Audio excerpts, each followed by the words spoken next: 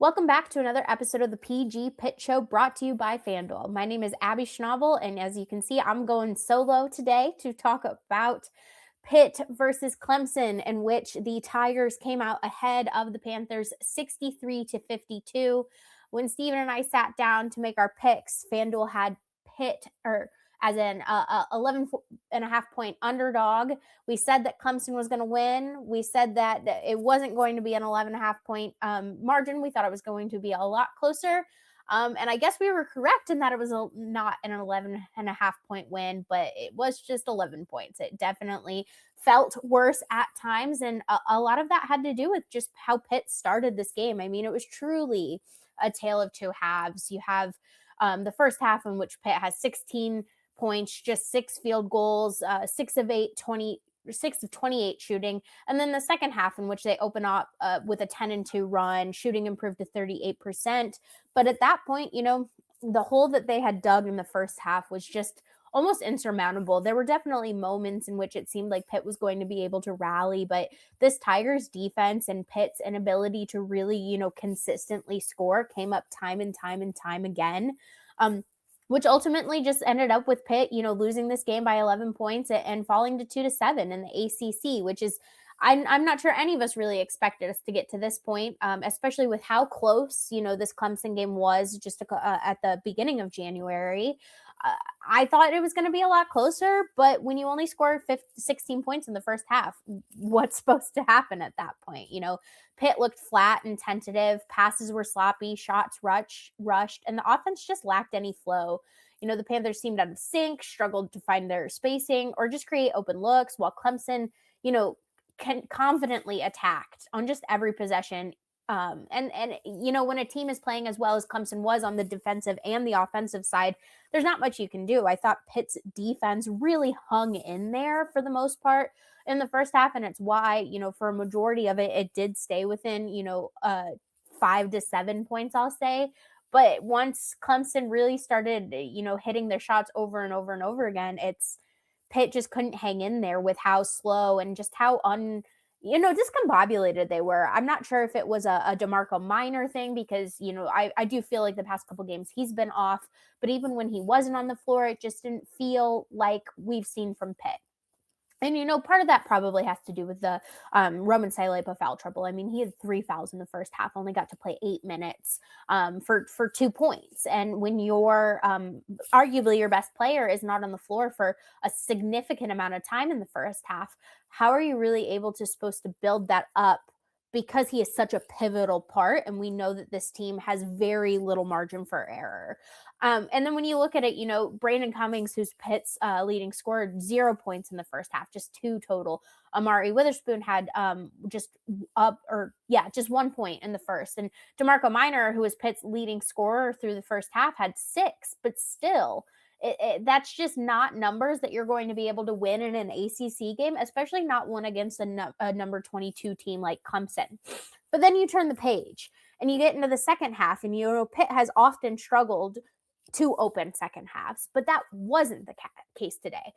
Pitt came alive. The ball was moving a little bit more crisply. Still, this weird offense that we've seen day in and day out from Pitt, where often it doesn't feel like there's a ton of movement, but, players were attacking the rim. Shots started falling. Minor and Siulepa looked aggressive, drove to the basket, knocked down open looks, and the team just showed an energy that we didn't really see in the first half. And there were, again, moments in which, Pitt could have carried that momentum into maybe getting it a little bit closer, but just couldn't get the stops against this, very balanced offensively Clemson team. I mean, DeMarco Minor hit back-to-back threes as part of a 10-0 run late in the game to close it to 10 points. But at that point, there were only like 2 minutes left. And again, when you've dug yourself into such a big hole, 33-16 in the first half, it doesn't matter if you outscore them in the second half by a smaller margin. I mean, Pitt scored 36 in the second half compared to a Clemson's 30. But again, just such a big hole. And, again, we talk about, I'm sorry I keep saying again, but we talk about these repeating issues, and foul trouble keeps coming up as one of them. I mean, going into the second half, Kieran Mullen and Roman Siulepa were already had 3 fouls. And then less than a minute in, Cam Corhen got his third foul. And we've seen the front court struggle with foul trouble. I'm not sure we've seen it to a level this early. And yes, a lot of it was because of how the refs were calling the game. They were calling it very tight. Some of those you could argue were wishy-washy fouls, but in the end, Pitt has to be able to adapt. And it didn't truly feel like they did, even though he did continue. Jeff Capel continued to play Cam Corhen and Roman Siulepa, but it forced Pitt into some uncomfortable positions. I mean, when you have Amari Witherspoon guarding a guy who's 6 inches taller than him, who's able to drive to the basket just a little bit better, you can't really expect that much out of a freshman like Amari Witherspoon, who hasn't been getting the playing time that he should be at to be able to compete in moments like that. And I mean, Amari Witherspoon did not have a great game. He did end up adding 8 points in the second half, but 5 turnovers of Pitt's 14. That's just, at this point, I know that Amari Witherspoon hasn't gotten a significant amount of playing time, but 5 turnovers in a game like that really does make such a difference, because it just allows Clemson to keep the momentum. And then Clemson really got to take advantage of those smaller lineups of Siulepa, Corhen, and Mullen not being able to play physically. I mean, their bigs were their leading scorers, with Nick Davidson and Welling and Godfrey all having 12, 12, and 10. That's hard to compete against when you're just simply a smaller guy guarding a bigger guy. 22 of those points were in the paint. They were 17 of 20 for free throws, and Pitt didn't even get to the line that many times. I mean, they were there 11, made 7 of those, which is a better free throw clip than we've seen from the Panthers. But when you're fouling so much, and these guys for Clemson are getting to the line and able to just connect, it truly makes a difference, especially when you consider that this game was decided by 11 points. They made 17 out of 20 of those free throws.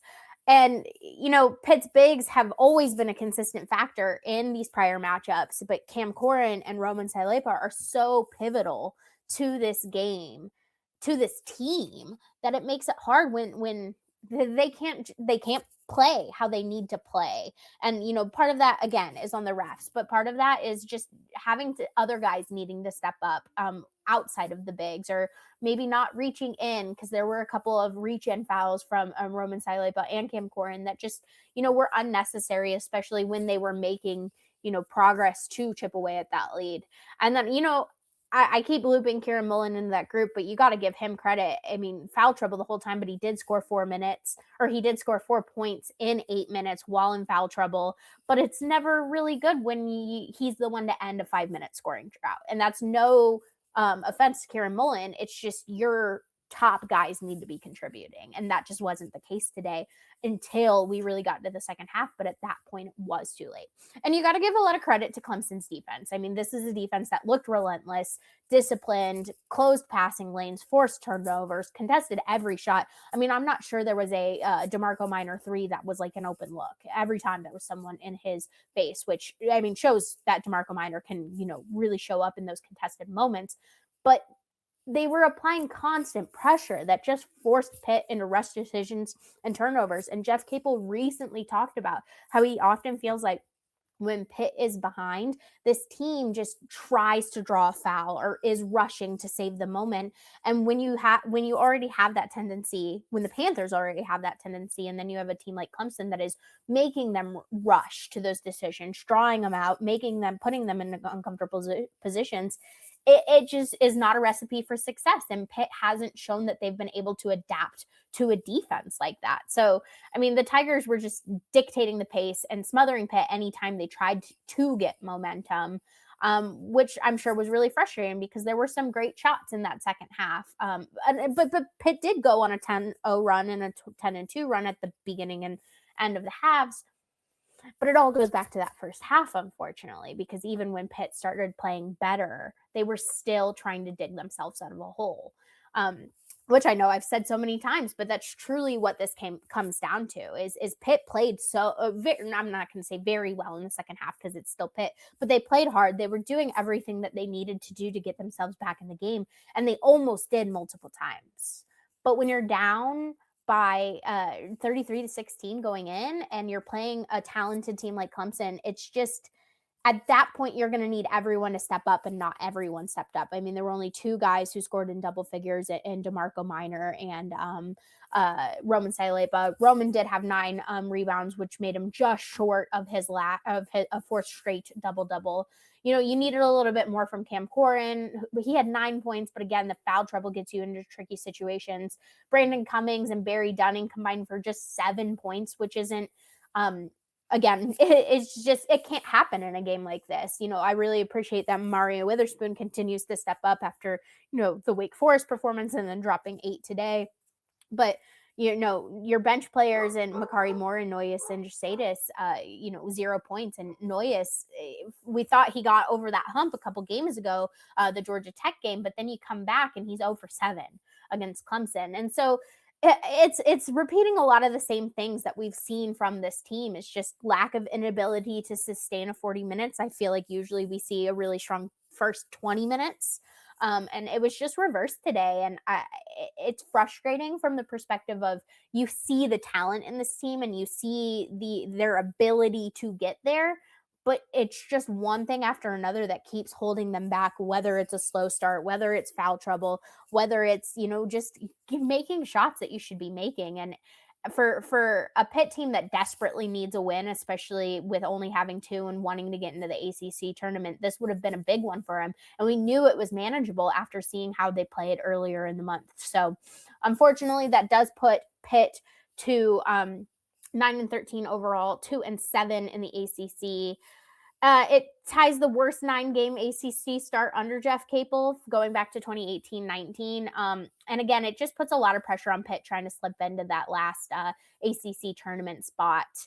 But, you know, they're going to continue this ACC gauntlet heading to Virginia on Tuesday. Steven will be there. Another hard game for the Panthers. But again, this team shows up. Doesn't always look pretty, but they play hard for the most part. Or at least for a half at this point. And so I guess we'll have to just see if Pitt is able to dig themselves out of this, you know, first half of ACC play hole, which they weren't unable to get themselves out of this first half hole against Clemson. Well, thank you guys so much for hopping on and listening. We appreciate all of your support. Make sure to like and subscribe to this channel, like this story, see Stephen and I's coverage on post-gazette.com, and we will see you next time.